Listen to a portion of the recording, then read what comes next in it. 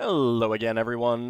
Welcome back to Adventures in Arcane Space. Once again, I'm your Dungeon Master, All Dragon, and the players are.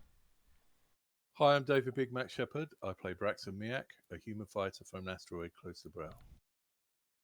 Hi, I'm Cozy. I play Darrakar, a Minotaur fighter from Brawl.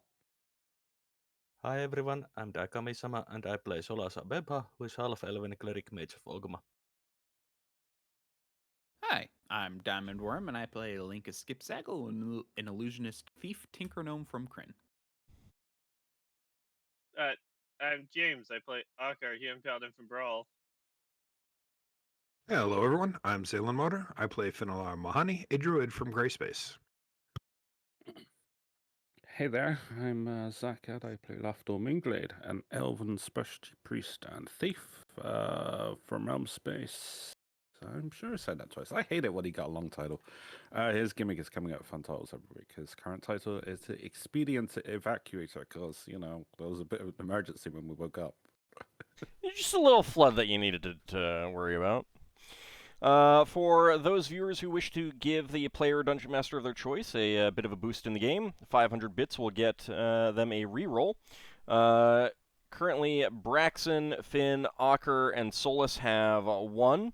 Lafdul and Darrakar have 2, and Lankas has 6.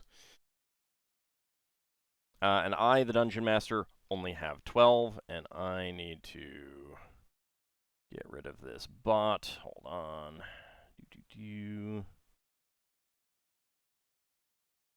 Stupid bots. Yeah. It's like the Twitch will go months and months and months without them, and then they'll pop up again. I think it's because they clear them. Like they do actually try to remove them and delete accounts and stuff, but then they eventually catch on that their stuff isn't going through, and then they update their stuff so it does go through again. Yeah, that's why I do that's why I do report them specifically, because I have definitely everyone that I've gone and double checked, I've noticed has been the account is deactivated. So we left off last time. The party had dealt with a bit of a flood. We're just on this map here because I didn't have a map for it. You did get your rest again, even though your rest was interrupted. Found a new place to camp. And you're ready to cast my strength spell. Yeah, and you guys are ready to get going on that morning. It is the 8th day of travel now at this point. Finn is going to cast No Time just to see where we are. Okay. It's close to where you would have expected it to be. Given that you can't see the sun, you don't have any timekeeping devices. Not too far off. A little bit off, but not too far off. It's not like all of a sudden it's now middle of the night or middle of the day kind of thing.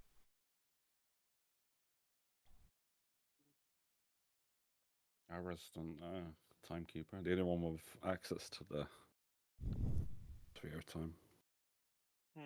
At least on the priest side. So anything that you guys want to do to get ready otherwise? I'm going over my spell, seeing if I want to swap anything. Okay. She's saying we got all those spells because we spent an extra day. So we went for another ration, didn't we? So it wasn't extra day, it was extra hours. Yeah. Oh, same day. Yeah. More time. Yeah, same day. Yeah. But we're starting from afternoon. I mean, your rest was interrupted, so you basically recamped for a few extra hours, so you're getting a later start than you might have otherwise gone. Yeah. Do you guys think the spells of fatigue would be useful in any way? Spells of what? The spell fatigue. The spell fatigue's good if you get Raven Fever. Considering that I had casted the Unfailing Endurance, I don't think the fatigue is going to be that big of a deal, at least not for our party members. I mean, if we need to fourth march, but I guess that's only one creature, so I guess not really. You can't really force march underground. Also, Yeah. unfailing endurance gives the ability to force march without getting too tired. So That's fair. Dispel Fatigue is the way that I'm running AD&D is generally going to be useful for spell effects that cause fatigue. So it's not going to That's have too fair. much use in a normal day-to-day situation. If I, like if things look like they're going to get very, very difficult, then maybe, but in general, normal day-to-day travel and stuff like that is not going to cause much fatigue. That's fair. I'm just going through a spell, seeing what might be useful. Okay. I will up the unfailing endurance. Okay. Refreshing it. It would have lasted a few more days, but I think it's a Yeah, give it's a them. good idea to up it, re-up it. We haven't had many issues with traps, have we? Sorry. Lem will No, tell no. you that like actual traps being set, you're not too likely to encounter those until you get real close to Kazafrin. And even then, she's just saying that you're only likely to, basically what she's saying is you're only likely to encounter traps around settlements. Then I Considering guess once we're we get closer to the settlement, I might start prepping find traps just in case. And I'm one good thing curious- about that flash flood is it probably sprung any traps that were in the immediate area. Yeah, I'm Yeah. curious if the like I think that I think collapsing. I'll trade out aid for. I mean, not aid. Softener. Yeah, actually, aid. I'll trade out aid for cure moderate wounds for now, so I can help with the healing. All right, what were you I'm saying, curious Lankas? if that collapsing pit would detect as a trap or not. No. It would be something that you Hazard. would need to detect snares and pits. Yeah, that's a spell I got, but it's you kind of got to know that you're going for a precarious area. Yeah, Natural just- a trap has to be created. yeah, Okay.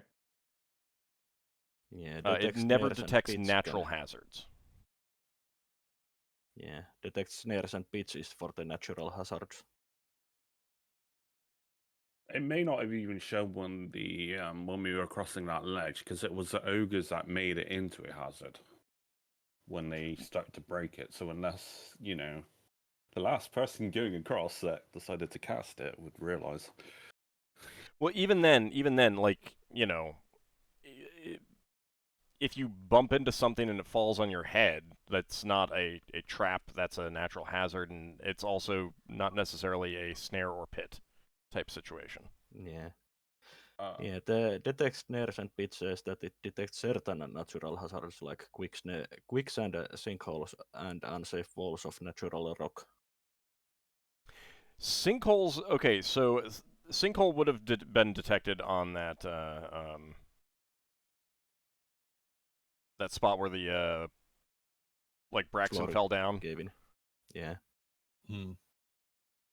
Yeah, it's just that spell lasts only 4 rounds per level, so Yeah, it's like you need to keep spamming the thing. Well, if Finn was with us and he was in front, he wouldn't have fallen down the hole. Because Finn's good at not getting into trouble. Well, that's if he had unfailing premonition up. And that's half an hour per cast. Fair enough. Anyway, I'm quite hard. Falling down the hole doesn't kill me usually. Depends if there's spikes at the bottom. Yeah. And as I mentioned in the chat during the week, one of the potions that Braxon lost, that got smashed, was actually cursed anyway. So That was the insect repellent one, wasn't it? Because he used I the did other not one. say No, I it'd be did the not other say one. what it does. Doesn't matter. It's got to be the other one. Yeah. It doesn't matter what it is. It doesn't smells. matter. I know. All right. So anything anyone else needs to cast? Free state light and load. People want stuff later. Okay.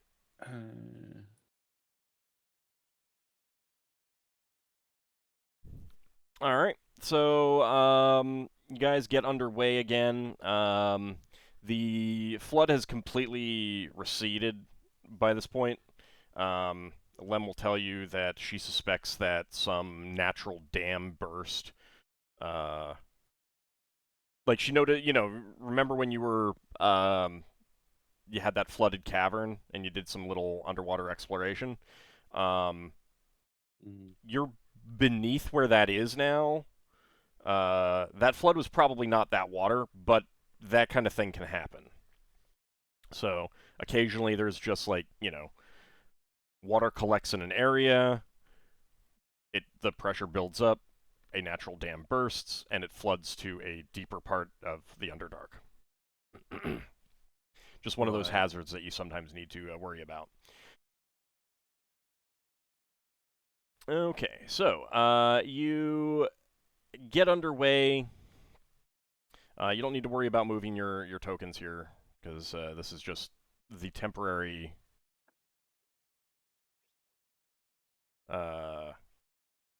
Yeah, I know. Mm-hmm. a temporary map from a previous situation. Yeah. All right, so Lem does begin to lead you further on. You head back to the through the flooded portions because she was already planning to take you through there, and that's the way that you need to go. The ground is still slick, but it's not so bad that any of you have any problems. Mm-hmm. After a number of hours, past midday, Lem begins to slow your pace a bit. She says that you should be getting to the environment of Kazafrin by tomorrow. So she's worried about patrols and other things of that nature. So she starts heading off on her own occasionally, having you guys stop and while she scouts ahead. But the trip itself is uneventful. It makes I sense. would ask her if there were any particular animals that wouldn't attract much attention around here.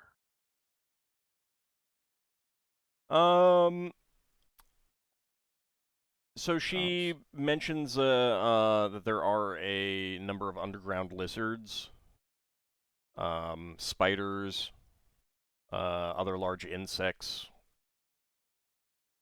cave crickets, centipedes, that sort of thing. There's some deep-dwelling bats as well, rats. What are you asking for?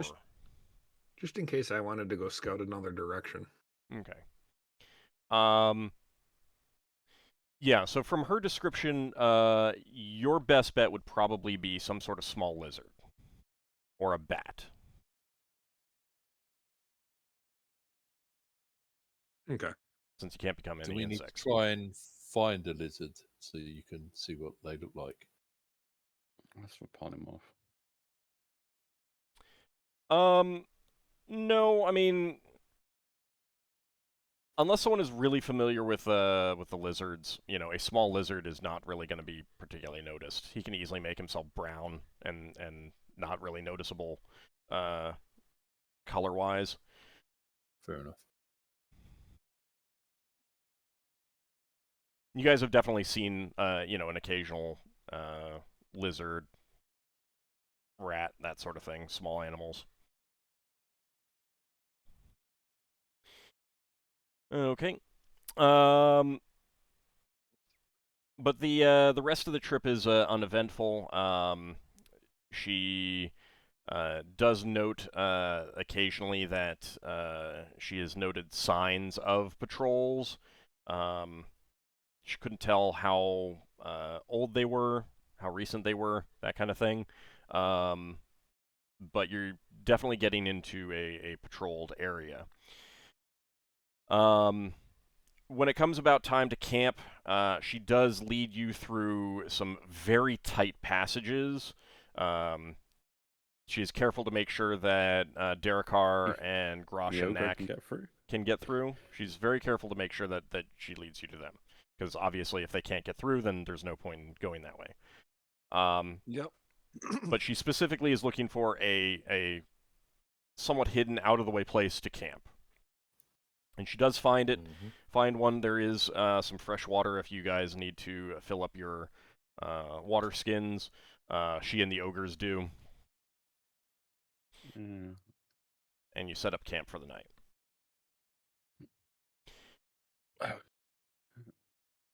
I'm getting the. Yep. What? We should probably change our strategy to at least to how we appear and stuff like that from now on. At least me, especially. Well, the so damned love to have an elf. she says at this point, like, if you encounter a patrol, you might want to just, like, attack them. You can interrogate them, dispose of the bodies, that kind of thing. Try to hide their passage, and it would be a while before they, Khazafrin realized anything happened. I get the feeling that she's not good. Like she's more neutral. That's entirely up to you. You can interpret her actions. It's just how easy. Well, no, she is I with understand, killing but people. like, I'm not going to give you any information about that. No, you no, can no, look no, at her. You can look at what she says and does and interpret it that way.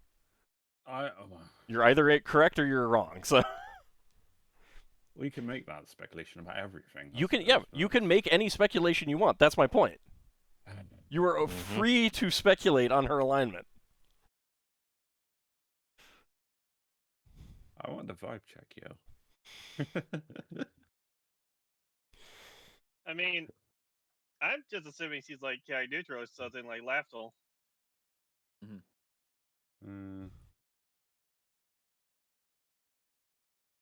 I mean, I think she was more lawful neutral to me, but yeah. She's on her own, doing her own I think thing. chaotic neutral or lawful neutral. Either way, I trust her as much as I trust Lafdul, which is a decent bit. What? Yeah. He said a decent bit. All right, so you guys can set up camp. Anything that you want to do special? As always, Finn has 2 nap spells prepared. Okay. Is there anyone that you want to cast those on in particular? Anyone want a little more time to do any research or anything?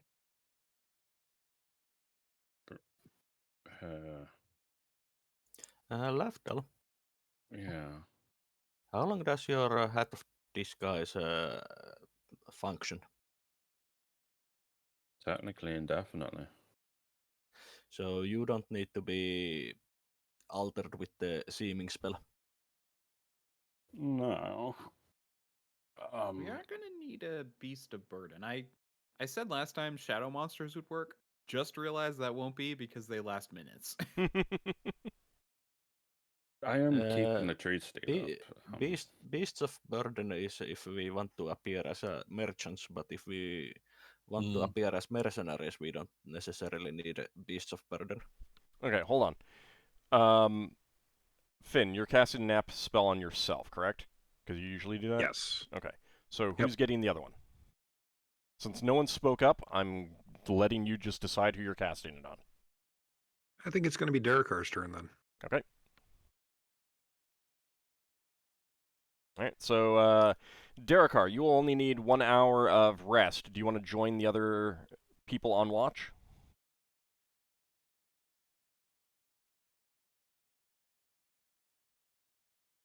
Darrakar? Yes, I will. Okay. Okay. Let's see. Okay. I have a question for Lankas. When you say you need a pack mill, how overburdened are you? Because if you had like most of your stuff at halfway from light and load, which I can do, if you were carrying it yourself, how much still are you overburdened by? Because that lasts like 9 hours. Look, the encumbrance tiers. It does depend on my strength, but I honestly, optimistically, I'd be half encumbrance. So like encumbrance, 1/2 is heavy. Yeah, heavy. Oh, that's quite bad.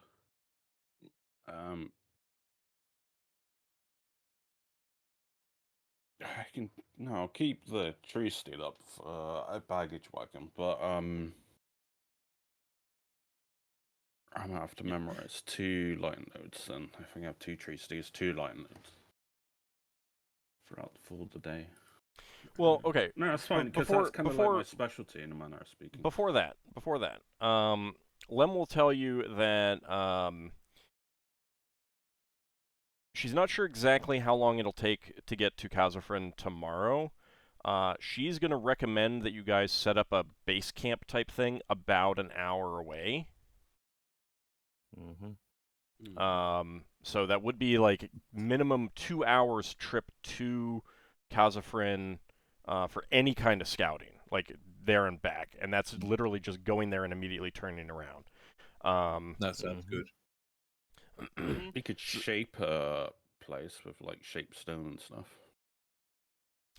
That would probably be better for like narrowing an entrance, because you wouldn't actually be able to affect enough to like carve out an area, but you could like find a place that has only one way in and make the entrance smaller and more hidden.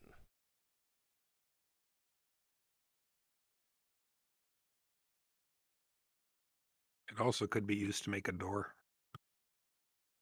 Yes, but a door would be kind of obvious. Yeah, but if you use something like transmute rock to mud and then just excavate the mud, you got a 20-foot cube to operate in. Right, Do you but have mud to stone? Like, there's also just an element of find a location. Yeah, we'll probably just find a place. Yeah. But, Yeah, I wouldn't start excavating randomly since there's the possibility of cave-ins.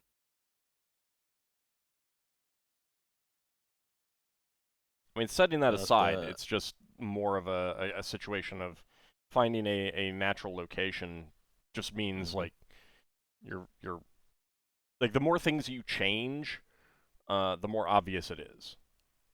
Yeah. Like, remember, Lankas as a gnome and dwarves can detect new construction. So can many goblinoids. Funny enough, just leaving me at base to like keep an illusion up might actually be one of the better options. Yes, but you are also one of the sneakier people.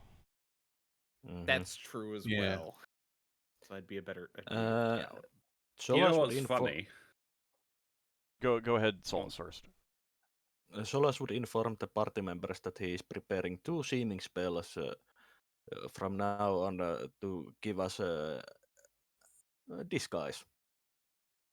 And I'm planning on disguising myself, Ockar, Finn, Braxon, and Lankas with it.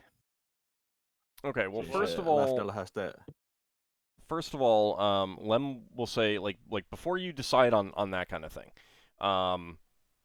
you want to decide on like how you're gonna approach it. She recommends, first of all, find a place to hole up, to set up camp. You can like put stuff there, hide it. Shapestone could be used to make a small chest like thing if you want to store things. And then scout it out very carefully, come back, and then make plans on how you want to approach it. Like, that's her recommendation.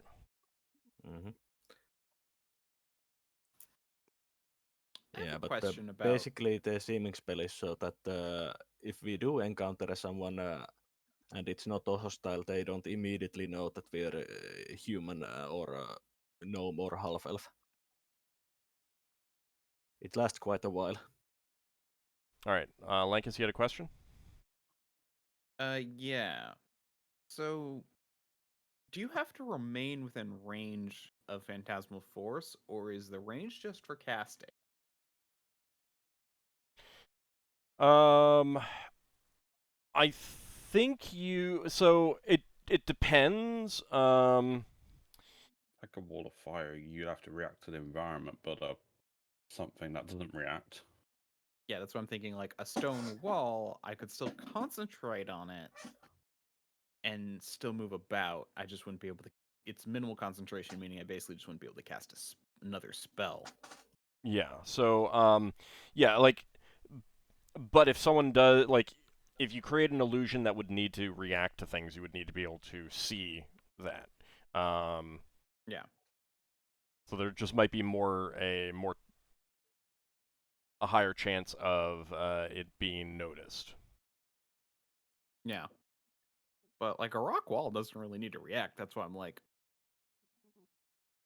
Yeah. So.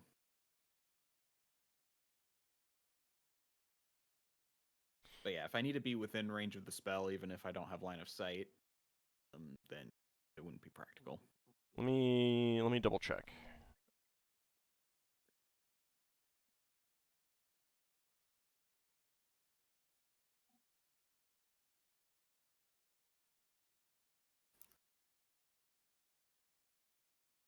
While I'm looking this up, so like setting aside scouting, and like the entire group doesn't have to scout. You could just take the sneakiest people to scout out.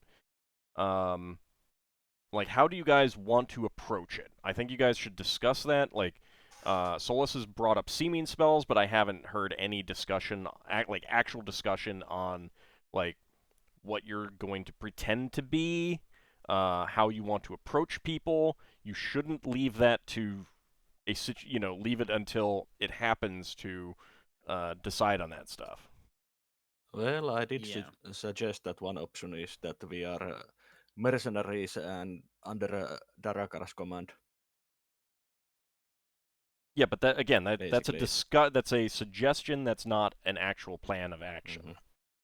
I do like the idea that Len suggested where we like camp nearby and take a day or two to like scout it out and see like what's up and maybe figure out what would be best. But having a few options like mercenary, I think we do have if we really wanted to, we could do supplies. Like funny enough, I could illusion the tree steed to look like a pack lizard or whatever they have down here. And act like we are a small merchant caravan or something. We don't have any goods though, so That's what illusions are for. true. The first time we're traveling with an illusionist. I was going to say, I think we might want to go with the cover story of being mercenaries, and then if we meet some people and take their stuff, then we've got stuff so that we can pretend to be traders. What if we knock out a patrol, then become the patrol? That way we get access to the city. True, if we can. Seeming would not allow you to. Seeming would not allow you to mimic specific individuals. Yeah, it's not precise enough. Yeah, that's higher level magic, which I don't think I have access to yet. I want to say that's fifth level spell. Well, seeming is 5th level, but it's not. Yeah, and even then it'd be enough. a single person. I think we need to decide: are we going to try and talk our way in, or sneak our way in, or fight our way in? We don't know because we haven't interacted with anything yet. Yeah, that's why I think it's a good idea. That's why I wanted camp to nearby and scout. Well, but also like it's that drow thing. It's reasonable to also discuss like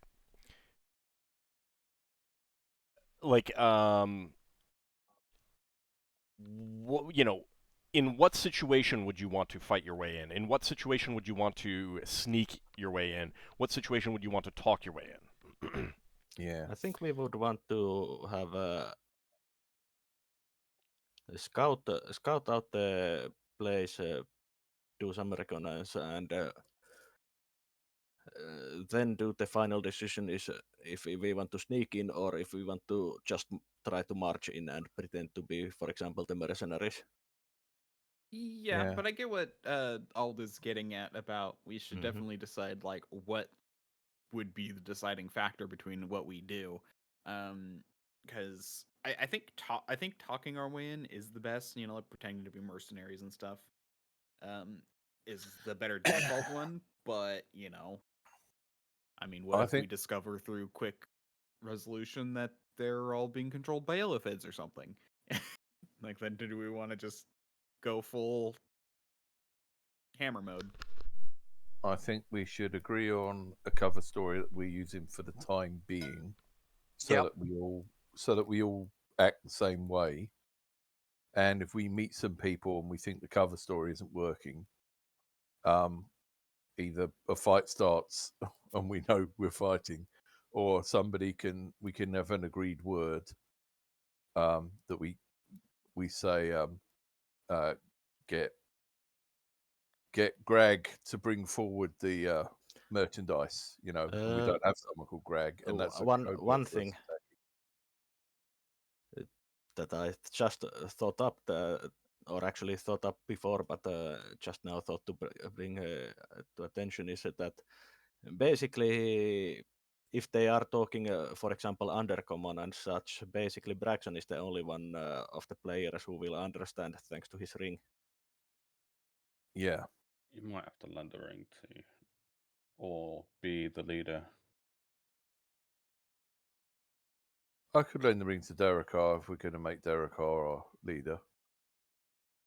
He might need to be nearer the front though, so that he can hear people. I mean, Yeah. you can reorganize your order if Yeah. you want. Mm-hmm. That's fine. Oh, it's making me want to Will take my the ring time. fit on a Minotaur finger? Yes. Not Okay. like gloves of dexterity that was sized for a giant, you know. I'm gonna be bitter about that for a long while. I mean, I think for ease of believability, we should definitely do, you know, like the next closest thing, like, you know, for the illusions, like, you know, Deep Gnome for Lankas. And although I don't know what an elf would feel like having being a drow. I mean, we can also make you look goblin, dwergar, things like that. Yeah. I'm not totally against the idea. I just rather not being a member of the Saldaran. Can't your It's hat of just- disguise make you look like orc? I don't know if I find that more insulting or not. I thought your deity liked pranking people. Yeah. Yeah, it's just a me thing more than my deity. Okay. I'm not against the idea. It's just, it's kind of like you get shivers down your spine, especially if you were to get found out. I mean, there's going to be an especially bad death for me if I get caught, and there's no love lost between our peoples. Yeah. I think, Braxon, you know Goblin. Yeah. So I think you should be our of the party. You should be the second in command since you have the another language that is spoken under dark. Mm-hmm. Just being like a hobgoblin or someone. Yeah. Well, there's Yeah, several underground races speak Goblin. Well, yeah. Actually, if that is a problem. Darrakar's I wearing don't my think I ring, he speak can speak Goblin to me. Yeah, the point is that since you can speak Goblin, you can be the second in Yeah, command. and I Since can answer. yeah, I know, I agree.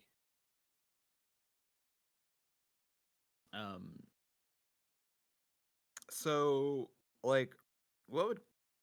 So I know we're all kind of in agreement that like talking or like lying our way in is what we're basically gonna do by default. But like, if we do quickly find out that like, oh, there's an illithid or a beholder that are involved or something, is there another option we want to take, like sneaking in or fighting it? I'm more Cover story's not going to matter at that point because the situation. Yeah, that's what I mean. to be honest, it just goes out the window. to be honest, I'm more thinking of a cover story we're all agreeing on for the time being, rather than what we're definitely going to do. Mercenaries fair. looking for work. If we stumble into somebody in 10 minutes, we have to all play it the same way. And then if that doesn't work and we have a fight, we can reevaluate whether that plan's obviously flawed or not. All right, so are you thinking of disguising yourselves the next day, Braxon, for the rest of the trip until you get to, a camp point and stuff like that? We could do. If we do defeat some people, we should make hoods and stuff out of their clothing, so that we look like we're dressed like people down here. I do have the disguise proficiency. Seeming spell allows also to change our clothing. Yeah. Also lasts 12 hours. Real good. Mm-hmm. Stolen Ooh, that clothes was a can't full be day. dispelled, though.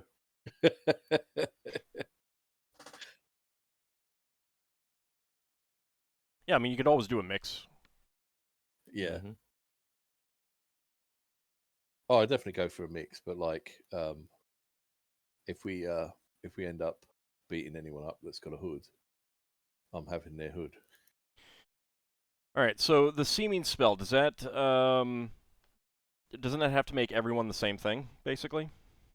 No, the caster can make recipients appear as any, and no, it said all all those affected must affected be general type of creature. Okay, human, orc, so ogre, etc. so Lankas would be short orc, since it can make the look 1 foot taller or shorter than they are normally.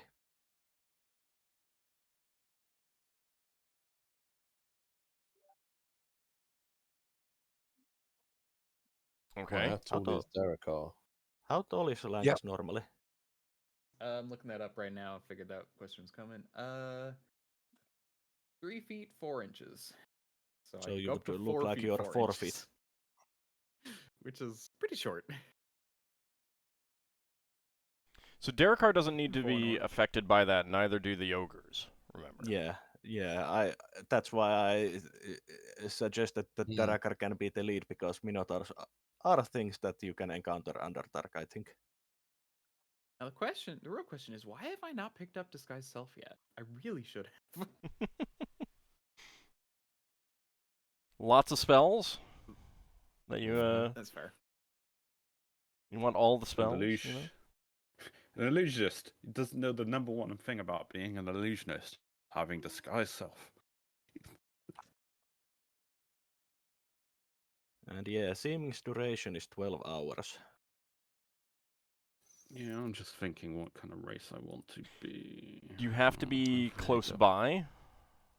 Only when it is cast. Okay.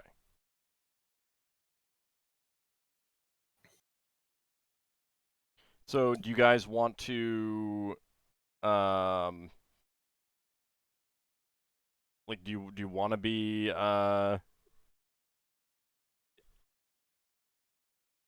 traveling to the to the environments of Khazafrin under Seeming, or do you want to wait until you get there and then decide if you want to do that? Does it cost you thousands of gold pieces to cast it? No, it only has somatic and variable components, so no materials. Well, if you've got it, then we might as well do it now. if Yeah, you're we might as well willing. do it on travel to Yeah. see if we run into someone. It might be actually good to test the disguises to see if, Do we like, if have? we choose orcs and then we run into people and they're like, "Oh, Yeah. orcs, they're terrible. We hate them." Well, Figure that out. if I speak Goblin, it might not be good to use orcs because I don't Be speak. a Orc. hobgoblin for yourself then. Well, then I need to make everyone look like hobgoblin. Oh, they actually make a point that you can make a smaller creature look like a child of the same species. So Yeah. that'll probably be what I have to do. Or be a short individual. How tall are hobgoblins generally? Taller than humans, a little bit. Yeah. They average about 6.5 feet. Mm-hmm.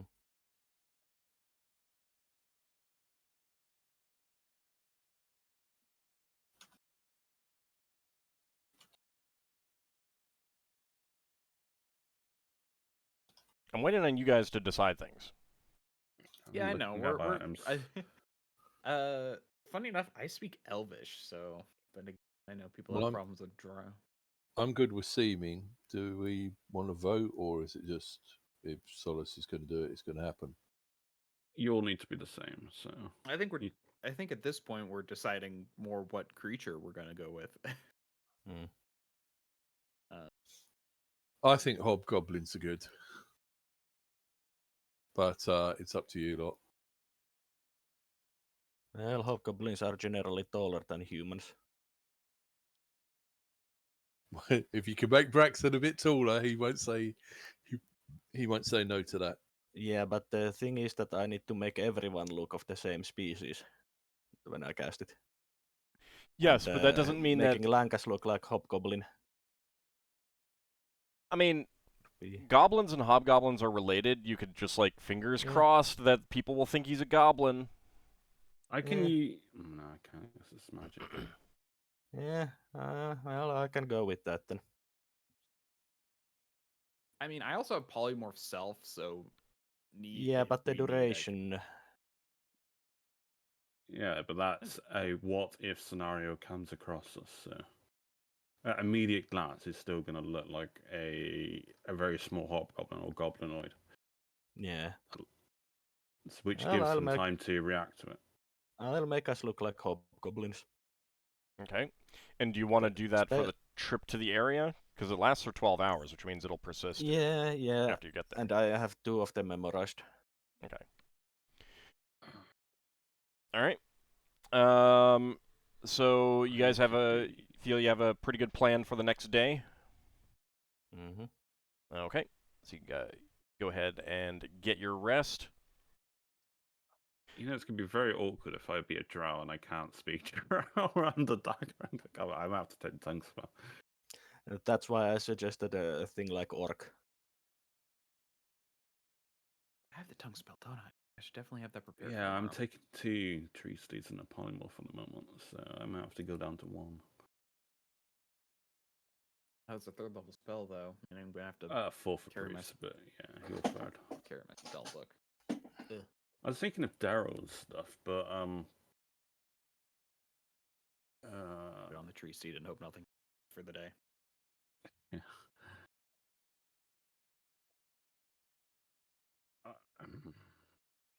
You guys good for changing up your spells and stuff? Mm-hmm.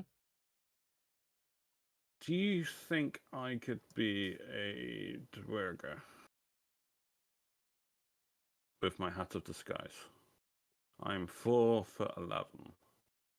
Yeah. That's the weight, maybe, Yes. if anything. Yes. I can speak Dwarven, but I can't speak Undercommon or whatever they speak. I think the Hat of Disguise gives you like 50% height change. Yeah. So, yes. And the facial features are highly mutable, so...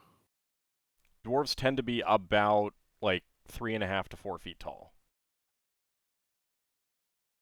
Or 3.5 to 4.5 feet tall kind of thing. So, yeah. Tongues is really short of a spell. Ooh. How long is it for you? It's 1 round per level. round. Which spell? Tongues. Mage version of it, yeah. Which spell? Tongues. Yeah, it's not that long. Yeah, It even is. the priest one is only It's 1 turn. generally a fairly obvious spell. Like, Mm-hmm. Mhm. keep in mind the material component is the Tower of Babel. Or the wizard right, one. yeah, it's that little ziggurat. Yeah. It tends to be pretty obvious that you're casting it. There's none for the priest, though. Yeah. Well, that's the thing. If it was like I could cast it beforehand and walk in speaking a language, that's one thing. But yeah, no, this is Yeah. you have to cast it in the moment. So Mm-hmm. Like, it's generally assumed that it's like, oh, we have just encountered people who don't, we can't speak their language. Let's cast a spell to actually be able to communicate with them. Okay, so you guys get your rest. Yeah. And the night is uneventful. The next morning, you get up, clean up your campsite, get your spells memorized, and what are you casting? I'm casting strength. Okay. You know yeah, what? so as well I figured that Infravision. this. on Ockar. Oh man. Sorry, what were you casting, Lankas? Infravision on Ockar and Right. Cantrip. Okay. And your strength. Okay. And then you're going to cast Seeming, Solas? Mm-hmm. Yeah. Okay. I'm going to rely on you guys a lot more for healing because I'm losing a lot of my spell slots for these things at the moment. What I'm doing. How many people can you affect with Seeming? It's 1 per 2 levels. So I'm 11th level.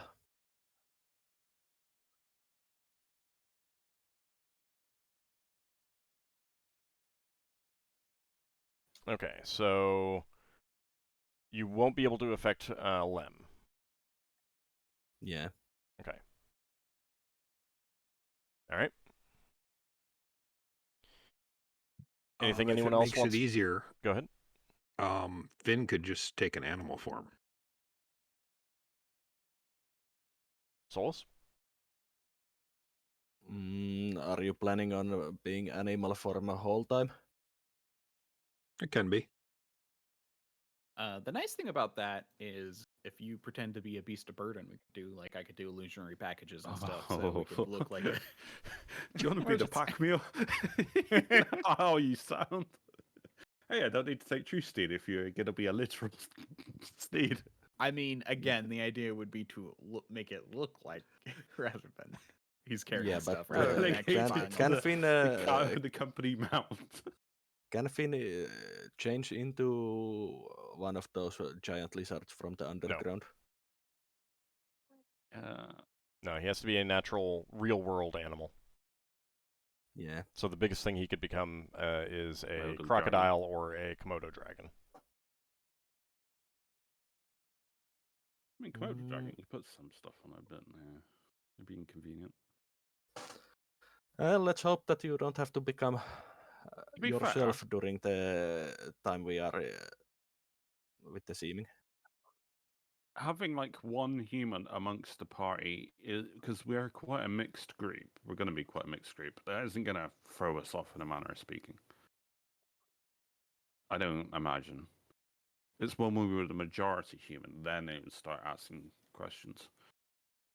Well, I Having mean, one humans. shouldn't. There are humans who, head down into the Underdark to become mercenaries and stuff like that, or to trade. Like, it's not. It's only somewhat less plausible to see a Minotaur, 2 ogres, and a bunch of humans, compared to, a Minotaur, 2 ogres, and a bunch of hobgoblins. So. Yeah, I think Finn should hit Finn. Could you be our witch doctor and Healy man, the mercenary Healy man? You know, the fixer upper of the group. You know, we get injuries from fighting. You heal us up as a human. That's why we keep you along with us, even though you're human. If that makes sense. It's possible. That would be a reasonable cover story for why we have a human, if amongst a bunch of non-humans.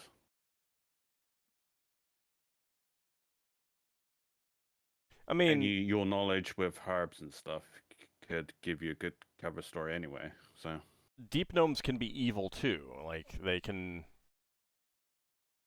So her being a deep gnome is not, you know, out of the ordinary kind of thing from that perspective. If you don't want to affect Lem. Well, if it's if Finn is going as a human, then I would be willing to affect Lem if she wants. I mean, she's open to it. It's just a question of what you guys Yeah. want. Like, Like, leave it down to Oh. Finn.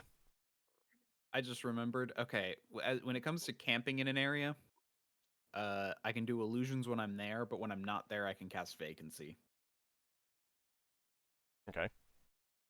how long does that last? So, 1 hour per level, so 7 hours. Oh, that's good. so Finn, Yeah. what do you feel? How do you feel? Well, if she can pass as she is, I guess it wouldn't hurt to keep my forms available for other reasons. Okay. All right. So you'll be affected by seeming. Yeah. Okay. Okay. I So will cast idea because it's one of those things I feel like we might have missed something. Oh, throw a good coin up in the air. let's see. So don't forget that so idea does remind you that Lem did say that something had changed in Kazafrin some years back, relatively recently, but still multiple years, and they weren't open like they used to be. So that might present a challenge of talking your way in. Yeah. Yeah, at the moment we're just a bunch of Which is traveling why we are going mercenaries, to be so- doing the scouting.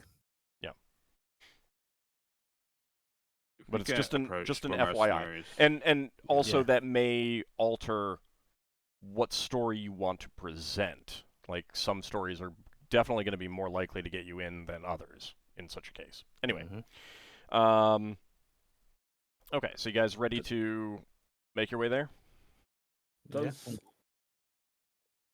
Yeah. I asked Lem, do you have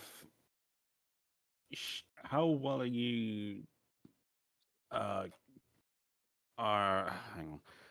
How good are you on surviving on your own should you find yourself separated from us? I mean, would you want like a potion of invisibility or do you have your own means? I have my own means. Right. That answers that question. I was gonna As she says that, you see her fumbling with her hands and then vanish from view. Yeah, I can do that as well. Lafdul puts on his ring of invisibility and makes himself invisible. And then she reappears. Alright, I take my ring off and I reappear as well.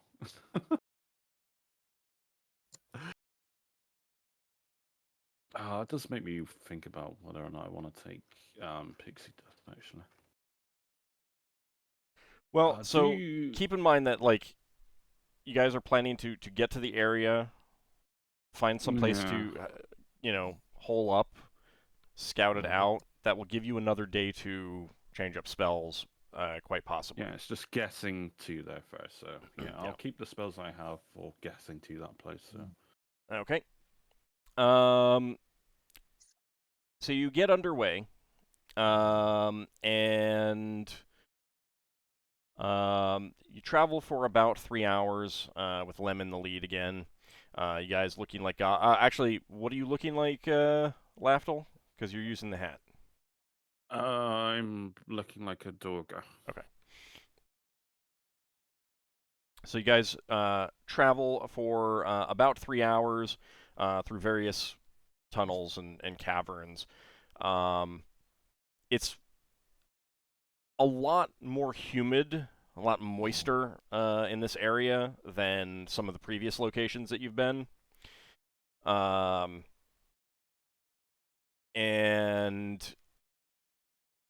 the air kind of feels a little bit closer. But you're not sure if that's really the air or if it's just like the tension that you guys are feeling. After about 3 hours, Lem says, we're pretty close now. I've seen some signs of past patrols. At this point, we should find a place to set up a kind of a base camp. Is there anything in particular that you guys want out of such a location? Safety first. I'm sorry? Safety is the first thing. Well, that's obvious. May not be. No, that's obvious. It's obvious. We want a completely unsafe location. Yeah! Hey, we want places That's with Lafdul water, special. but it isn't safe. The only places you have aren't safe, so, that's what I was thinking of. Like, yeah, water source, of course. We can make water, so it's secondary. If it could be think- slightly uphill, that might be easier to defend. Okay. I mean, aren't we gonna eventually have to? We're limited in the amount of rations we've got. We gotta eventually think about. We've got great like, food and water, so it's never going to be an issue. It's just As more far spell as- slots we I have to wouldn't say reserve. it's never Also- going to be an issue, but let him finish. Then we have to think about like some kind of. I'm sorry, you broke up? Some kind of what? About like, some kind of hunting. Restore, especially when turn. You're You're very breaking up robotic. pretty I did badly. not understand what you said. I'm sorry. It's a resource gathering. That's what I basically heard about getting food and stuff, hunting and that. Yes. Okay. I Well- mean, we're near a city. They might have farms. We can. Wow. You're not near a city.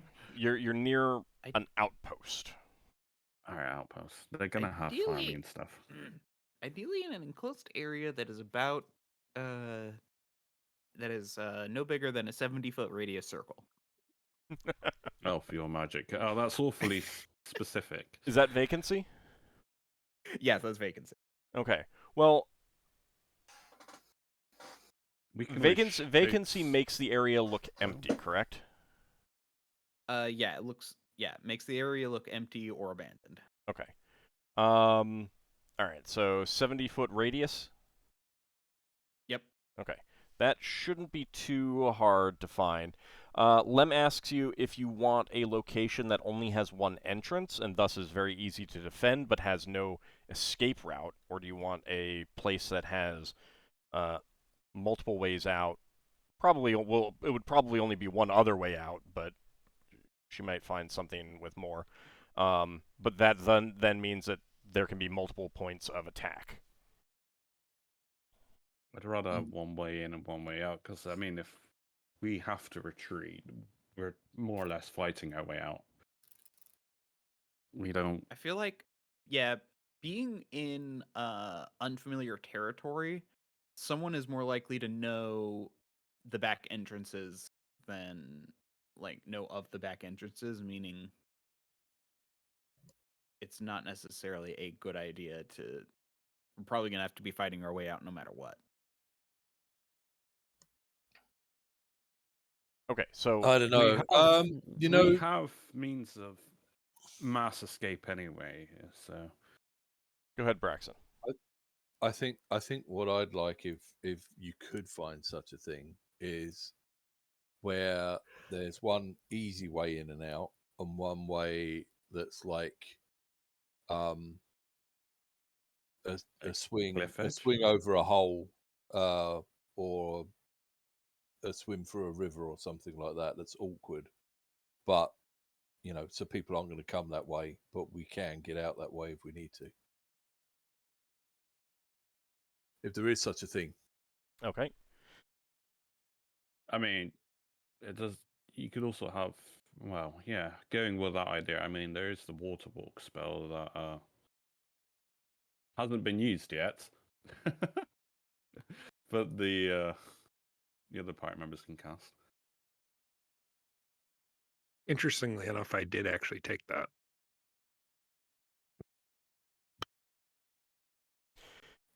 So does everyone agree with Braxon that one normal way in and then one difficult way out? Yeah, no, I think that's good. Okay. Would make it harder for illusion purposes. I think it'd be better to be kind of like a hole in the wall that people are less likely to travel through. But Our magic, like I mean, our situation does hinge on these. I think you should have like the casting die, as it were.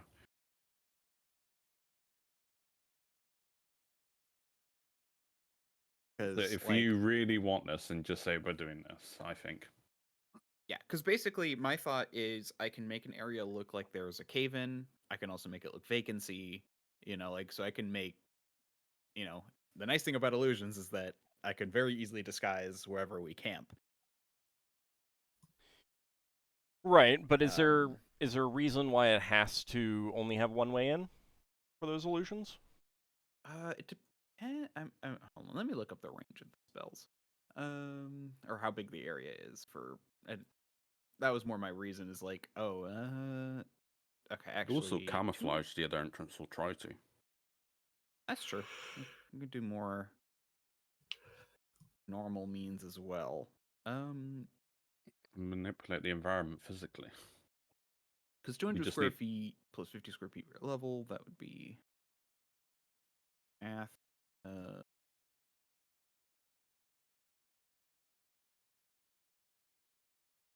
550 square feet.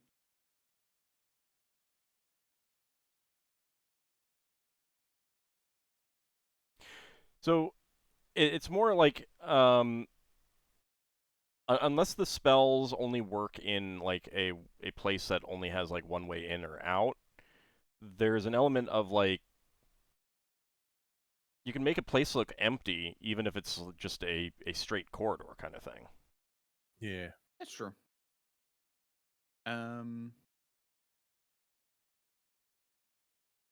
Yeah. Okay. What are the think conditions where it breaks? Basically, if people stumble into things so basically it's a mixture of invisibility and illusion vacancy. If people stumble into the things that are like invisible, they can make a check to disbelieve. Alright, yeah. So if it's a thoroughfare, don't have things in the way of the thoroughfare. Yeah. I mean, when we rent camping there, we can always put our stuff next to the wall. Mm-hmm. Because that's the thing. If they pass through and there's like dust on the ground, it will look like they are leaving tracks, but the tracks we leave will not be. Well, see, I'm actually curious how this works with people. It'll be set to whatever the conditions are, so the tracks will be re-hidden. Unless it says no new stimuli can be... Vacancy only cloaks non-living things, so it'll only cloak our camp. Yeah, it doesn't cloak us. Which is still useful. It's especially useful if everyone leaves the location. Yep. Yeah. So it's still very useful. Yep. I'm still preparing it. I still prepared it for today. Yeah. So let's see.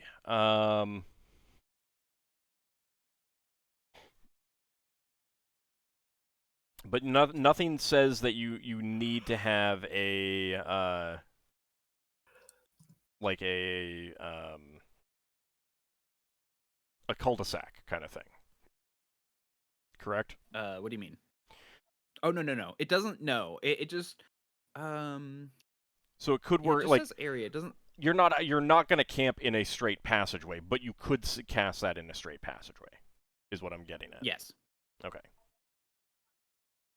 That's kind of the key. So that does mean that you can have multiple ways in and out. Yep. Mm-hmm. Okay. So multiple ways in and out, that seems fine, right? But you want Yeah, you it want does. a way out that is hard to hard to traverse. Yeah. Okay. That means that there's probably not going to be through traffic, but Yeah. if we really come under siege, we can retreat back to there and try and block the way and then get out the other way. I do also want to point out that I only brought enough. It's a material cost one, so I only brought enough supplies for 3 castings of vacancy.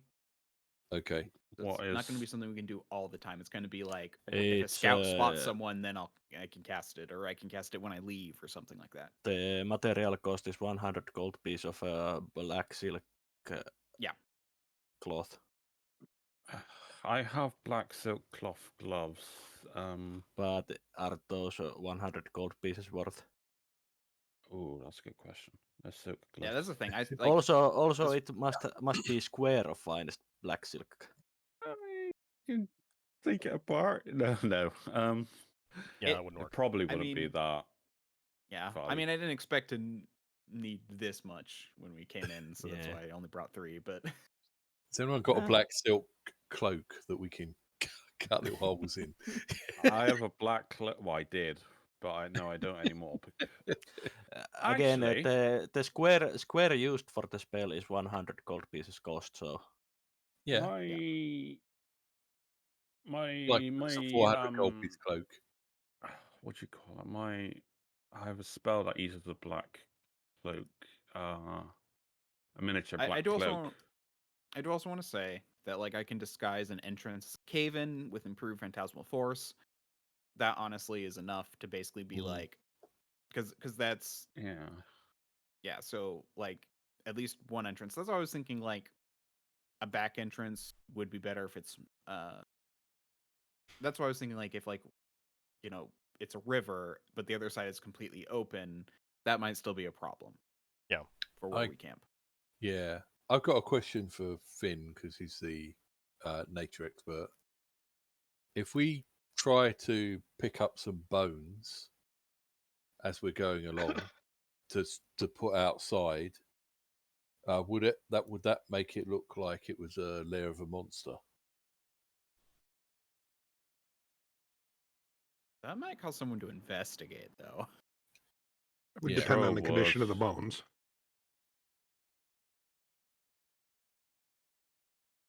They look like they've been chewed on. Yeah, that's what I was thinking. I mean, I don't think I can chew on a bone. You try. And I don't know if Behemoth can chew on bones for us. But Could be one maybe of Arker's new tricks. maybe He's been teaching Bilmoth. maybe there's something we could do to make a cave we're in look like not a nice place to go, and not a place worth going. do remember that we are basically within the area that the patrols of the outpost might be going, so they might be interested in exploring if there's some monster cave to deal with the monster. I understand that, yeah. So Finn, you would probably say that the best way to do it would be to make it look like it's very hard to navigate the area, the location that you are. So the aforementioned cave-in, you could certainly pile up natural rocks and make it look Right. like the there's just not an easy way in or out kind of thing. A question: do either of our wizards know hallucinatory terrain? I mean, I know that's an hour level, but it would also be a suitable spell. All right. If No, I think I had. Actually, let me double check. But I had the option of picking between that and vacancy. Oh no, I actually have hallucinatory terrain. Whoops. I did not realize I memorized both of them. That could be really useful. And that's an hour level? Yeah, it's a cube up to 30 foot per side per level. So, yeah. if Finn's gonna suggest rocks, then Braxon's gonna try and find some rocks. Well, you haven't found a location yet. Yeah, this is all, we're finding what means we have at our disposal before we actually disguise. Oh, Yeah, fair that's enough. I actually- thought just find some as we go along. So Finn would also be looking Oh if yeah, no, it's that's actually way possible better for for this purpose. go ahead, getting Finn. a large supply. Finn's also looking to possibly get a supply of burnable material to make a fire with if he needs it. Oh, cool. Okay. Okay. Yeah, there would definitely be some mushrooms that you could harvest around that would do something like that. So, all right. So, a location that has one entrance and a difficult to traverse exit. That's really the key here, and that's what you want Lem to look for, correct? Everyone's on board with that? Yes. Got on it. Yeah. Okay. Yeah, Mhm. that's just an objection. Yeah. Okay. Hallucinatory terrain is a lot smaller of an area, though. Right, but you could cover, like, you can use that to cover up the entrance. Yeah. Yes. That's the idea. It's not that small since it's a cube up to 30 feet per side per level. True. Hold on. Let me math. So you got to figure out what square footage you can cover. Well, does the cube as long get as he looks- larger? Does the cube get larger, or do you get that many Yeah, I think it's cubes of that size per 30 level? foot. There's example, each level of experience Yeah, affected. so it's 12th level caster affects 30 120 yards times 120 yards times 120 yards. Okay, so the Oh, cube yeah, gets okay. larger. Yeah. That is very Okay. big. Okay, hold Yeah. on. Mm-hmm. So the Yeah, size that's is an gonna matter exponential too much. increase in size per level. Yeah, Yeah. I was thinking that's the thing. I was thinking it was 30 foot, number of 30-foot cubes. So no, you're right. I did miss that part. I Yeah. was quickly skimming it. Yeah. Okay, that could actually mean that you could find a really open area, but the bigger, like, the point, there was also a point made that, if it's a patrolled area, the more obvious it is that you've hidden, like hiding a very obvious route is definitely something that would cause suspicion. All right, so Lem Yeah, is going to yeah, look for a relatively hidden entrance to a thing. And so she begins leading you guys around very carefully. Occasionally she'll have you wait in a spot and goes and scouts and stuff like that. And after about 3 more hours, she does find a suitable location. The entrance is kind of up, so you guys do have to climb up some rocks to get in. It's not an easy just walk right in kind of thing. But this narrow crack in the wall that is very tight for Darrakar and the ogres does open up into a larger area, and off the it is kind of a straight through passage, so to speak, but beyond the widening part, you find a drop-off that goes down about 20 feet to some running water. It's not running very fast. Finn can confirm that it is fresh, but you would need some way to get the water if you want to use that water to refill water skins. But it is relatively difficult to just get across. Someone who's really good at jumping might be able to jump across. Otherwise, ideally, you'd have something to put down to walk across. Mm-hmm. Did my ring of telekinesis fill something up? Say, for example, say if we had a bucket. Yes. Yeah. Because that would be less than 50 pounds. I believe that's your weight limit. Yeah. Yeah. So I'm yes, not you could saying do we that. have a bucket, but but we might have like a cooking pot amongst one of our party members or something. I don't know. I mean, you could fairly easily make a bucket too. Yeah, we got shaped stone and stuff, so there's plenty of stone around. Yeah. And Finn, you've picked up a few bits of mushroom that could burn, and you can relatively easily find more if you want to make more, if you want to make fires. I mean, worst case scenario. Well, my purpose was to stockpile it for in case I need to cast something specific. Okay. I have an idea of what it is, but I've done the scroll as well.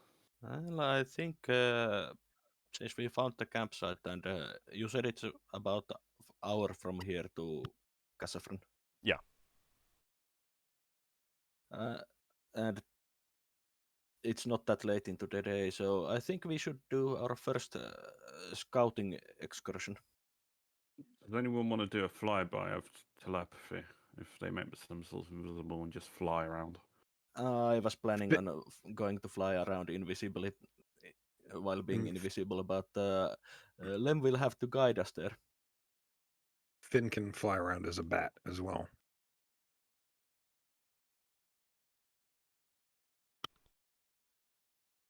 I only took one telepathy, but it was just for the initial, 15, half an hour, in and out, just to see what's in the immediate surrounding area. Okay. Before we decide that, how many does everyone want to go, or do some people want to set up camp? Let me go. Hold on. Let me go one at a time. Braxon. Finn said something about getting stones to make it look like a cave in. So I'd like to go look for some nearby stones.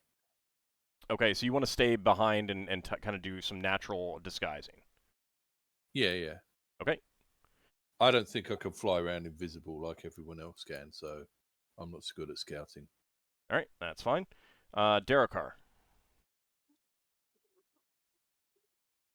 I'll stay in the lead. So you want to go join the party scouting? Yeah. Okay. Solas. I'm planning on scouting since I have invisibility and fly spells ready for that. Okay. I will go scouting because I honestly have invisibility 10-foot radius prepared, which can help with Darrakar's need. Okay, how long does that last? Same as invisibility, so 24 hours. Okay. The big thing is if he does anything aggressive, yeah, or leaves the 10-foot radius, the invisibility will disappear. Yeah. So basically, Lankas is going to be riding on Darrakar's shoulders. Yeah, that's what I thought that was thought. going to be. It was like that way he doesn't lose where you are, and you can cast spells on the back of his shoulder or something. All right, Ockar. I'm gonna help set up camp. I'm typically a bit too noisy to help with scouting. Okay, Finn. Finn's going scouting. Okay. Since he can use his animal forms. All right, and Lafdul? He's helping set up the campsite because I have disguise. Well, I have a disguise proficiency. I don't know if it actually helps with actual disguising. Disguise location, I proficiency know. does not help you with camouflaging an area. All right. No, but I'm going to be at the camp. I'm not scouting. There's enough people scouting, so. All right. And I will be like the go-between. Yeah. Your telepathy would not last long enough for the people to get there. Yeah, I know that. It wasn't for a more involved scouting. It was for the initial scouting. I'm putting it in like stages rather than like a whole day spiel kind of thing. Okay. So like whatever's immediately around us, then that's fine. Then we do the more serious scouting with like one person, whoever that ends up being, rather than everyone. Okay. Because that's what it feels like right now. There's too many people scouting. Well, it's a huge cave. Well, also once you get there, people can stay stay a little further away while other people get up close too. So. And as a reminder, I think Old said that the Kasafren as a city consists multiple stalagmites or stalactites, whichever they were, that come from the bottom up, that are on a lake. Mites in that case. Yeah. Okay, so Lem will lead you. The ogres will stay behind and help set up camp and guard. In general, unless you want them to go with you, they will, take their duty of guarding you as guarding camp. Now, if you go to the to Kazafrin to like try to get in, talk your way in, then yeah, like you might want them to help you, sell the bit kind of thing. But for now, they will stay behind and wait for you guys to get back. Be prepared to defend it if anything finds them, that sort of thing. Okay. So it does take you about an hour to of following Lem. She will of course guide you, and you get to a point after about an hour where she says, "All right, we're pretty close now. It's probably best if I sneak ahead and come back and report." If you agree with that. Yeah. Do you want me to cast telepathy on you? But that would only last half an hour. You stayed behind. Oh, sorry. Yeah. Sorry, I misunderstood what was happening. That was all. Yeah. So you've stayed behind. Yeah. Okay, so she will go ahead and sneak forward a bit.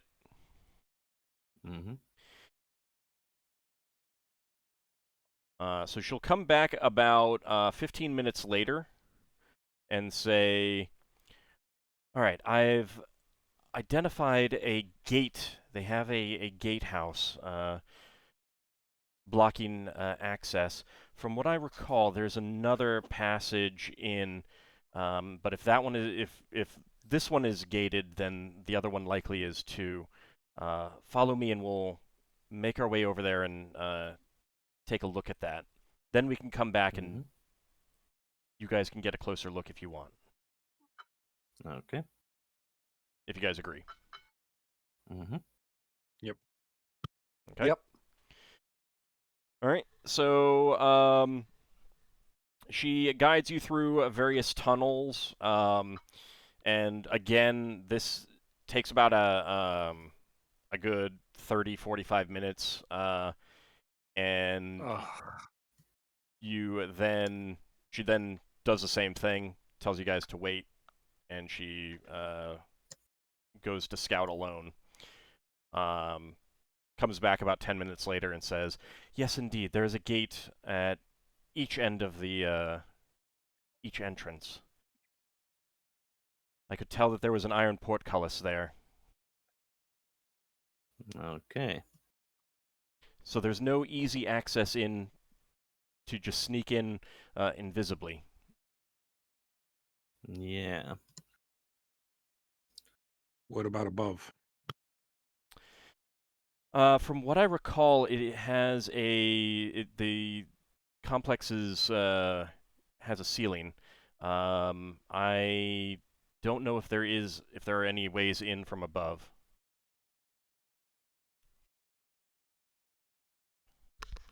I meant above the gate. Oh, sorry. The gates are all the way up to the top of the tunnel. Uh-huh. Wasn't Kazafren on like a lake? Like in the middle of a lake? An underdark lake, yeah. So Okay, and so these they gates- basically have created gates on the tunnels that lead to the lake. All right, so That's what I was about to, okay. I just okay, wanted to so get so that you start clarified. asking her about this, and so she starts like describing what she's seen and what she recalls hearing about. Think of it as a chamber, a big Mm-hmm.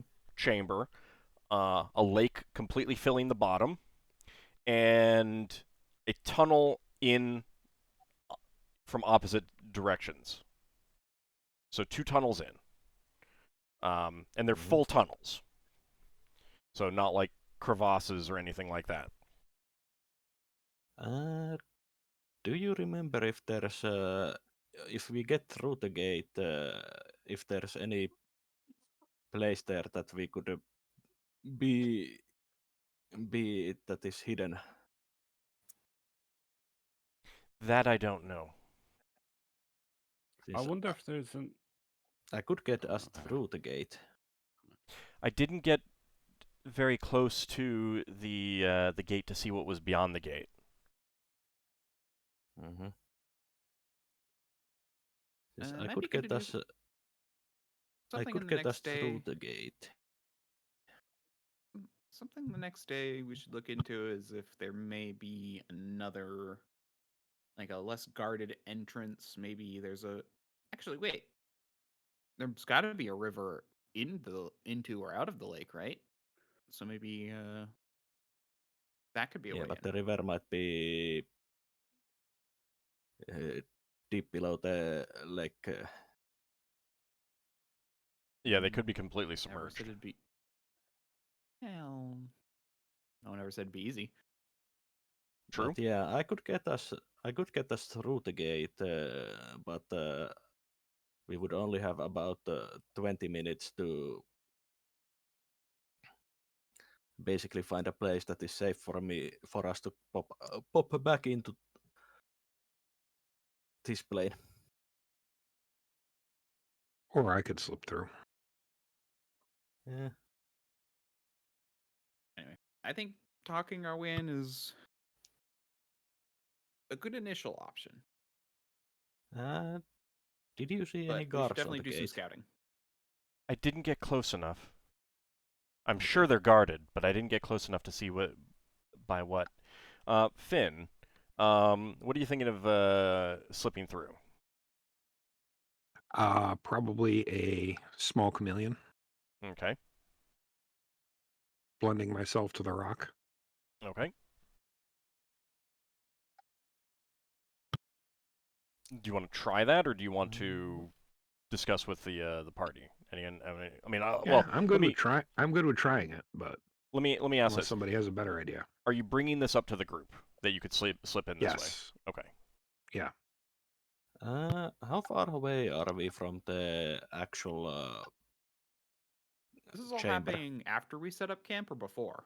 So you've found the camp. People stayed behind to set up camp, and you guys have gone to scout out the Got it. Okay. the So this location. is the scouting group. Got it. Yeah. And now you're about 10 minutes away from, well, a lot closer than 10 minutes away. I think after Lem came back, she guided you to try and get you out of the way so that you wouldn't, like, very, like give yourselves away or anything like that to discuss this.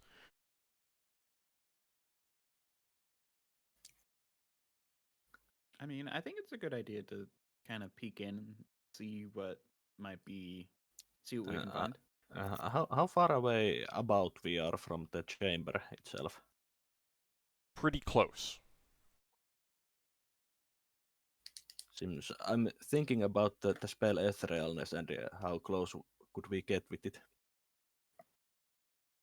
I mean, like, The duration is about 2 turns, so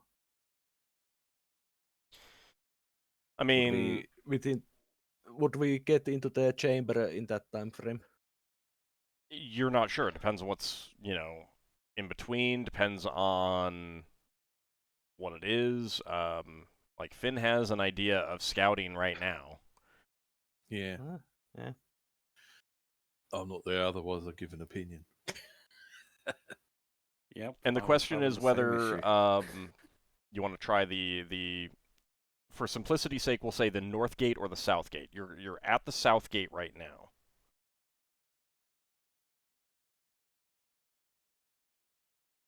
Well, I'm okay with Finn going and as a animal form since he might spot a place we can then rematerialize with etherealness. Okay, Finn? Yeah, just as long as you have a way back out. I do have 2 etherealness prepared. Okay, well, I'll go take a look then. Okay. All right, so you turn into a small chameleon and start scurrying along the corridor. Before you go, Lem says that she's going to guide the rest of the party a little bit further away. She's worried about being so close to the location. Understandable. But you should be able to smell your way, to find them coming back. Okay, so you want to take the southern gate rather than go around back to the northern gate? Yeah, I'll stay here at the closer gate. Okay. So you scurry along and you get towards the gate, and you can see that there is a portcullis, which will be relatively easy for you to get through. And by relatively, I mean extremely easy for you to get through, since you can just crawl through the bars. Yep, which I will probably do clinging to the ceiling, Okay. since chameleons have suction cup feet. Okay.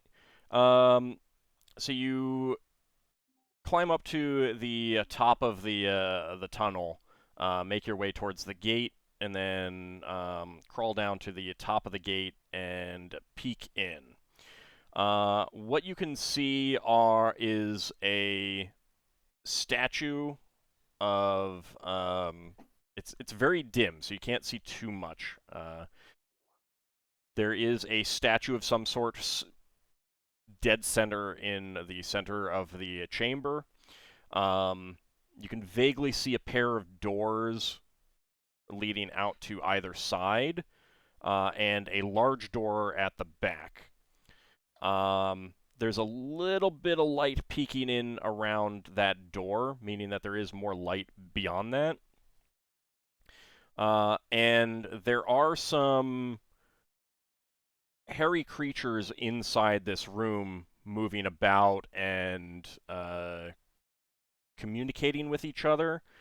It's a very animalistic language that they're using, and it's not. You haven't smelled them before. You're not sure what what exactly they are. But there's definitely some creatures in there. You're guessing guards of some sort. You haven't actually entered the chamber yet. So what do you want to do now? I'll cautiously slip through the bars and up to the ceiling of this room. Okay. As you do, you notice that the ceiling has some very large spiders up there. Okay, I'll stay away from them. Okay. Yup.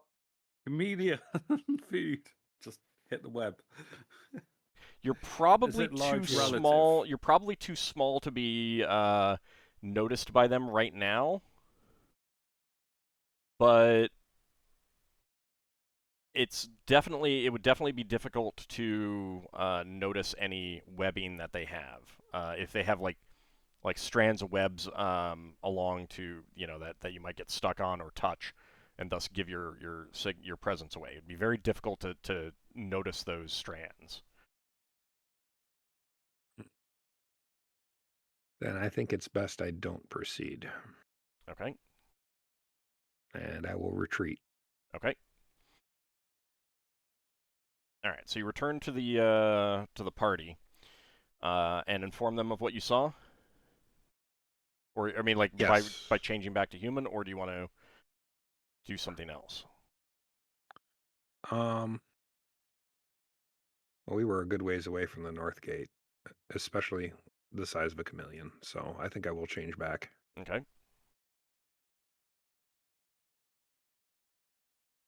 I might crawl up Solas's pant leg first, though.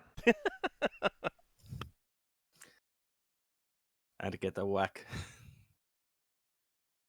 All right. So what do you guys want to, once Finn shares this information, what are you guys thinking? Uh-huh. Well, let's do a bit more scouting of this place before heading back. So even if we don't get to the chamber, we could still scout this area near the gate by the ethereal spell.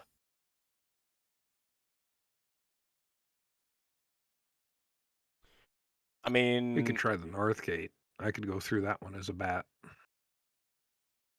well, the chameleon would have been able to fit around the gaps in the door that you noticed. You don't think a bat would be able to? A mouse might. Yeah, but I could at least see what's by. I could at least see. Well, yeah, I could do a mouse.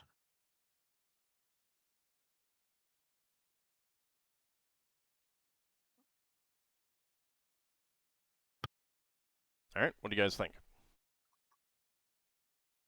Well, that's also an option. I'm fine with that. See what what's behind the other gate, and if it's any different. Okay. I mean, I'm a little limited. I'm kind of more just keeping Darrakar invisible and just in case we need to fight something. Okay. So. But you're okay with that? Yeah. Okay. This time I'll cast a unfailing premonition before I change forms. Okay. So you guys do. It's a bit faster to return to the north gate, but it still takes a good half an hour.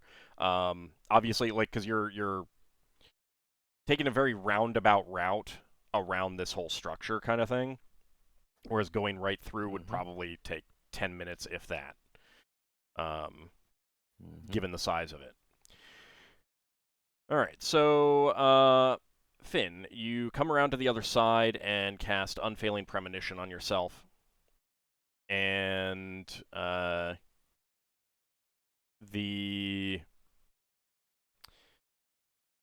then turn into a mouse. Yes. Okay. Anyone want to do anything else or suggest anything else to him before he goes or anything like that?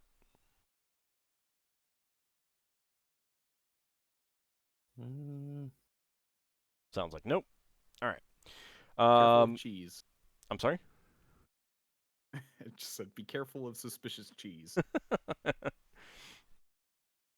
right. So, Finn, you begin to scurry along the corridor, and you get up to the gate. You can definitely smell reptilian smell coming from the chamber, and something else that's not reptilian, it's mammalian and much worse. Like it smells of like just dirt, grime, like a very unclean animal or creature of some sort. And you peek So through. I will. Go ahead. Yep. I will stay towards the edge as I peek through. Okay. You can see a trio of giant lizards asleep in the middle of the chamber, and you can hear something else.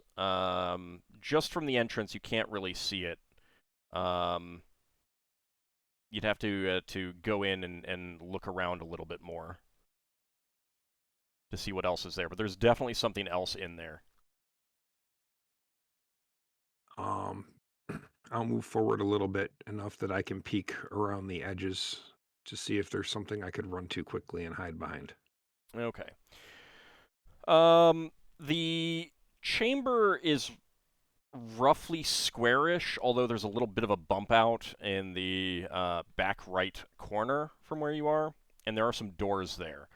You notice another pair of large doors with a little bit of light peeking around it. Not bright light, just a little bit of light. And then there's another single door close to it. And as you are peeking around, you're not seeing any like pillars or anything else, but there's some creatures sleeping along the edges of the room. Of course, they're right in my way. Yeah, very much guarded. Guarding the chamber. And you're not sure exactly what they are. Yeah, got to take a chance at some point. I will enter into the room, but staying away from creatures equidistantly if necessary. Okay. All right. It is pretty tight. But everything does seem to be sleeping or resting.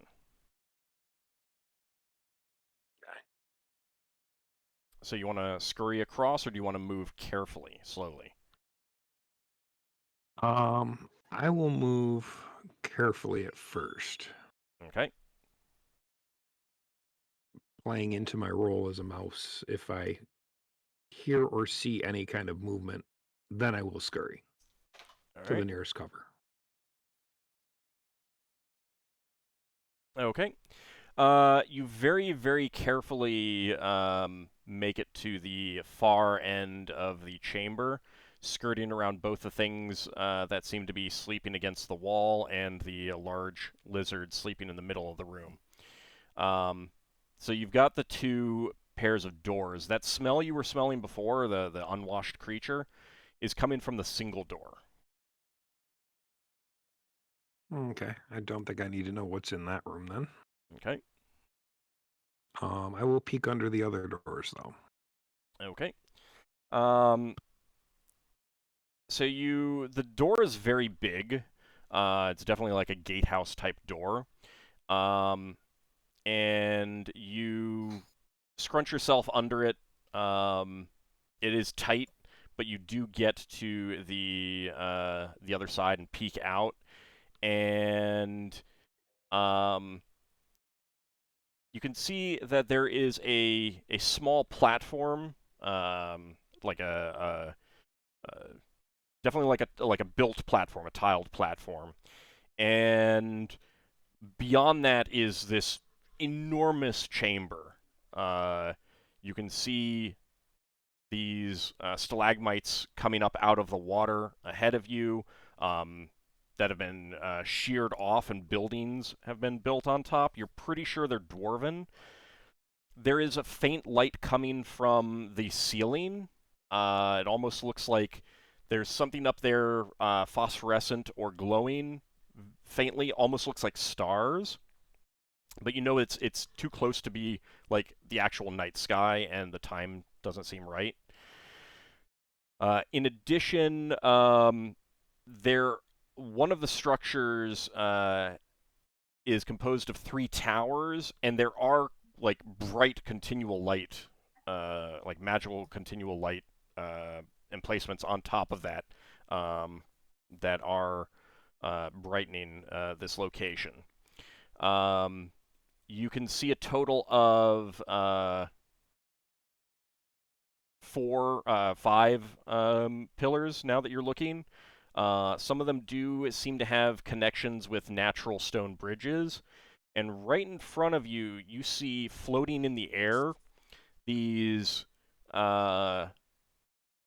white stone platforms that are perfectly circular, just floating in the air, leading a path to the nearest pillar. You can definitely tell that creatures are moving about in this chamber. There's like a low level noise of, conversations, humanoid creatures moving about and living their lives. But not like a which city. door leads to the city now? Well, it's Oh, not a okay. city. It's at best it's like a town or village.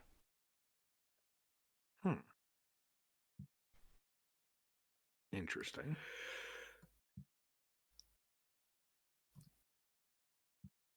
So Okay. you I think I've you'd gotten put the information I need from there. you based on just like a quick sound, like you're thinking like dozens of individuals as opposed to hundreds of individuals. Okay. Well, for now, I'll head back under the door and check Okay. the next one. You're gonna go to the foul smelling one? No, there were 4 total doors, right? No, there's just the double doors that you just snuck under, and then the one single door. Okay. And the bad smell is coming from the single door. In that case, I'll make a quick count of the number of creatures in here. Okay. As you're doing that, you're close enough to that door, you're pretty sure you hear snoring behind it. Okay. Quick count. So there's definitely 3 large, very, very big lizards. The other creatures are kind of all huddled together, and it's difficult to get a count. And because they're just kind of like this mass, you're not sure exactly where one creature ends and the other begins. But you'd estimate between half a dozen and a dozen, maybe. Like best guess.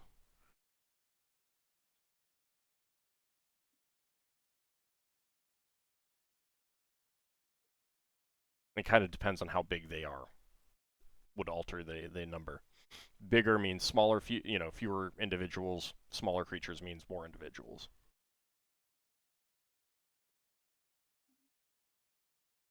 All right. I will take my leave then. Okay. Moving carefully or scurrying? Moving carefully again, since Okay. there wasn't much reaction last time. Okay. You do manage to carefully move across the floor and get out and return to the party.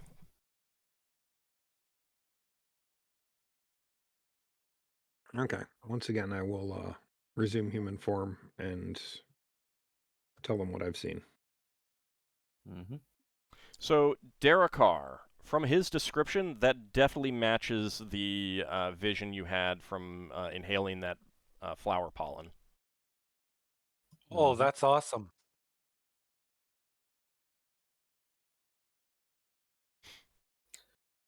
Did he spot Ask Lem about there any? being outlying villages. I'm sorry, what was that, Finn? I'll ask Lem about the village. So She reiterates what she knows of the history. This was once an outpost of some sort of a Duergar kingdom that fell probably 100 years ago, give or take a few decades. She doesn't know what the outpost was, whether it was a military outpost or a trading location or anything like that. But in the decades after that, other people moved in, other Underdark races moved in. It turned into a kind of a de facto, like it had a bunch of different races living there, mostly like exiles from other locations. So it was kind of a neutral ground for trading. Something happened like a decade or two ago, give or take, and they became closed off and they didn't take in outside trade, at least to her knowledge, the way they used to. So there aren't any outlying villages, because this isn't a city. This would be a village itself, maybe a town in size. Okay. So then, where we're looking to go is beyond this place. No, this is where you're looking. Oh, This is okay. this is it. This is Kazafran. Finn, you still had one form left. Yeah, but I don't know that a bird is going to be very useful down here.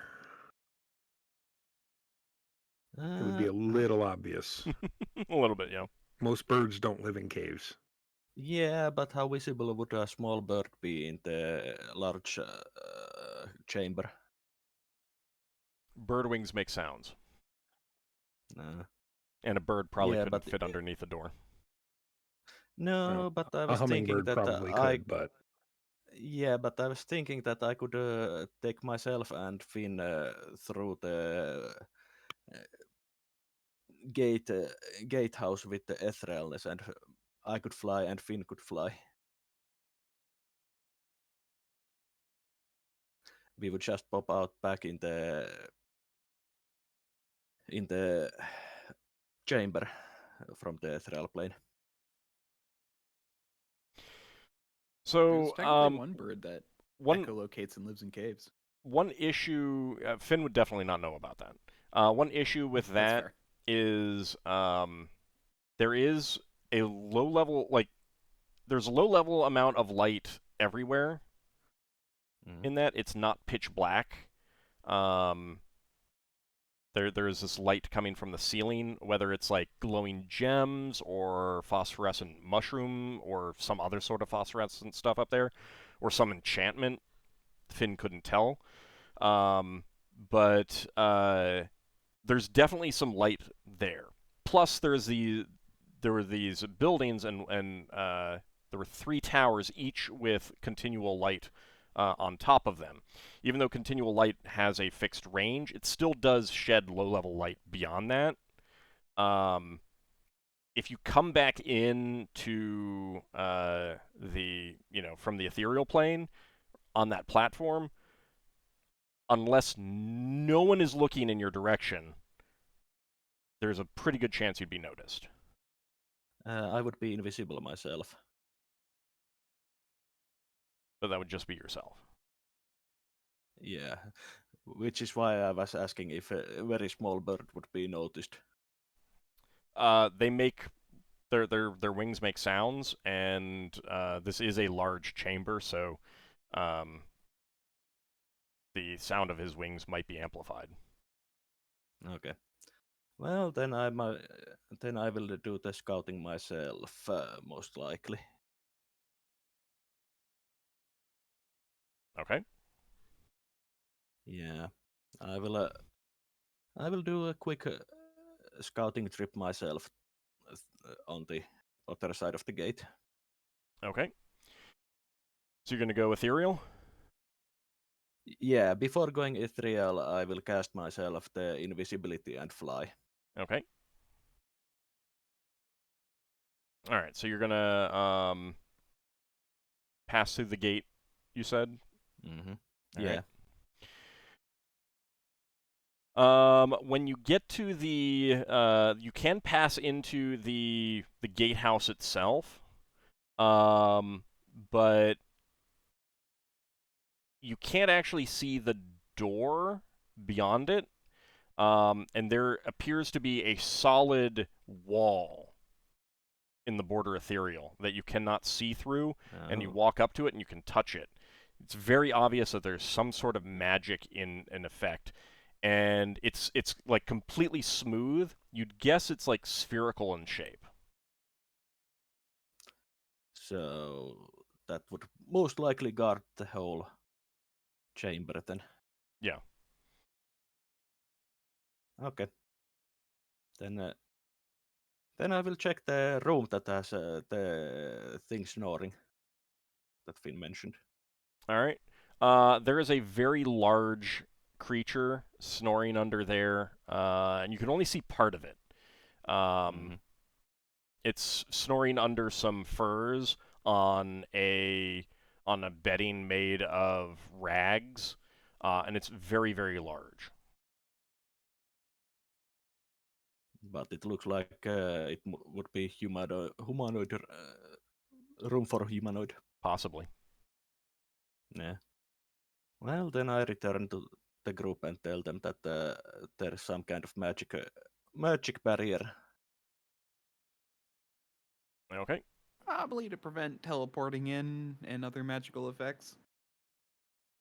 Yeah, but the size of that is quite huge. So when they established this place, they didn't penny pinch.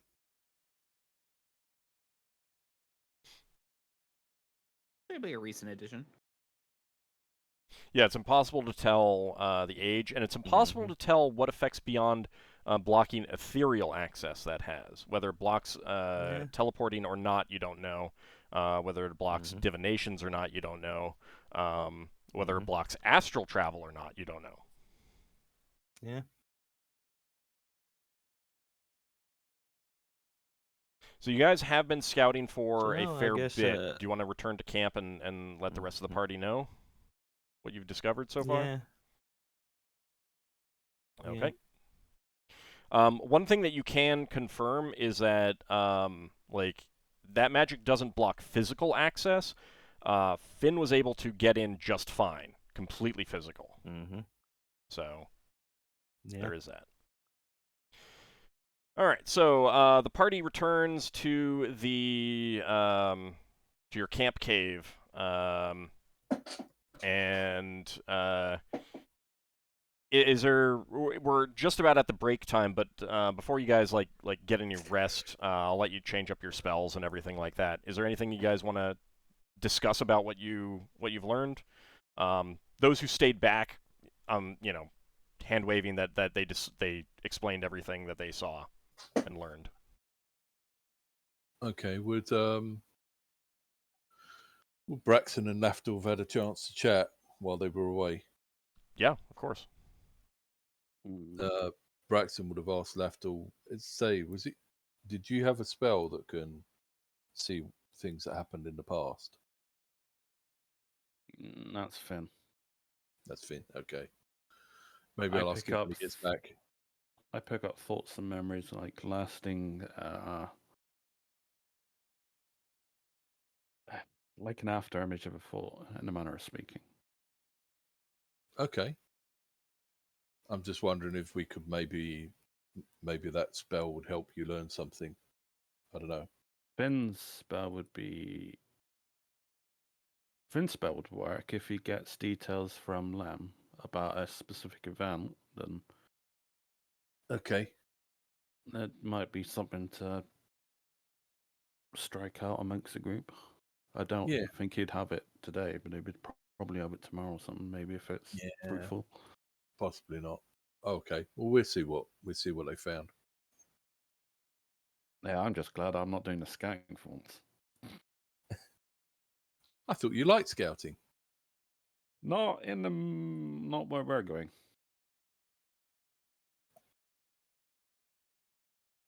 You know. I don't mind dying, but dying to drow is not one of my chosen deaths. If there are them there. They tend to not let you die. Okay, so you guys should be able to see this. Mm-hmm. Can everyone see? So, yep, I can. So, Here's what I prepared earlier. Everything around me is black. all right, hold on. You need a light source then. Give me a second. Give me a second. Yeah, I see it.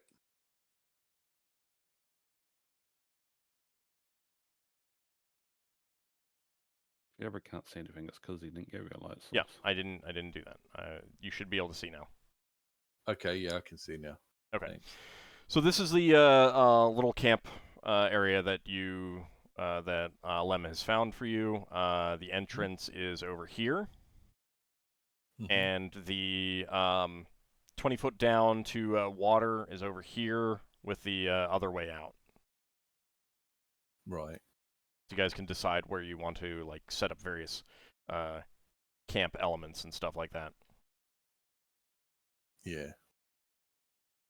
Okay, so you guys will be able to get your rest, change up your spells, and when we come back after our break, we'll go ahead and discuss what you discovered. If there's more scouting attempts that you want to do, that sort of thing, or if you want to just like work on trying to approach them at this point. Okay. So we will be back in about 10 minutes. A good time to stretch your legs, get something to eat or drink, and we will be right back. See you shortly, everyone. See you in a bit. We'll see you then.